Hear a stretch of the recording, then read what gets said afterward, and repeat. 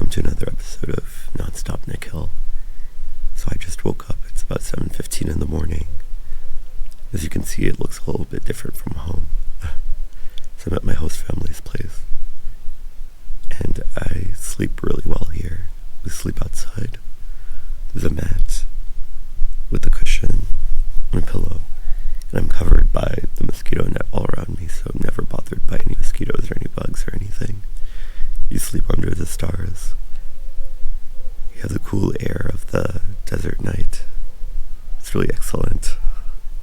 So I figured I'd show you a little bit about how I have my morning routine here, how I get ready for the day, before we take a look at a really, really incredible spot in Mauritania.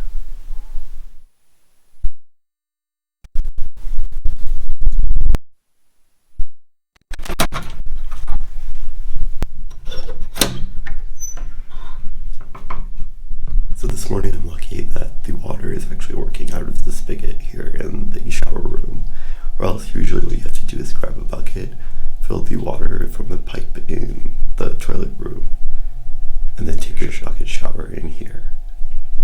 It's the small things that you can appreciate. Now it definitely is cold water, but that's not a problem given that we're in the desert and it's hot here. Actually the mornings are pretty cool, but I've got my two soaps here, one for my body, one for my face. I'm gonna take my shower and then show you the next step. After my shower, I'll dry myself off with this microfiber towel which I brought with me from the US. I highly recommend you have one of these when you travel. It dries easy, it's lightweight to carry, and you can easily hang it up on a clothesline in the sun to dry. And since there isn't a separate sink here, I'll also brush my teeth in here. This is a travel toothbrush that I bought back in the US. It folds up into about a 3-inch toothbrush. Really useful.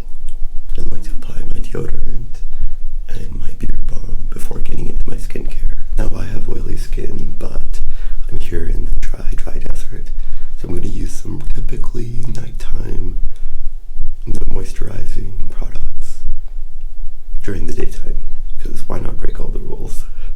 First I'm going to use the Innisfree green tea serum. Next I'll layer on top of that the Ordinary's rose hip oil for some real extreme moisture. It's oil, but my skin will drink it up. A little really does go a long way with the product, especially if you use it during the day. I'll probably also use it again at nighttime. Last but not least, perhaps the most important product, I'm going to use sunscreen combined with moisturizer. This is Live Tinted's Hue Guard, a fellow South Asian American owned brand. So after we get ready, I mean it's still a bit chilly out here. I could be wearing a little jacket, but I'm not. And then we get ready for breakfast, which is some instant coffee, which looks like it's an Indian brand, says product of India on it. And then we have Mohammed making Mauritanian tea.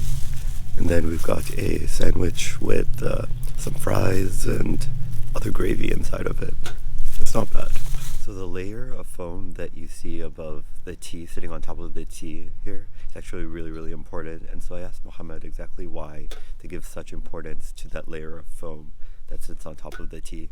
He told me that's two reasons. One, it's to protect the tea, and so you can imagine if you're out in the desert, there might be bits of sand, dust, or other elements that get into the tea, even like insects dropping into your tea and all of that.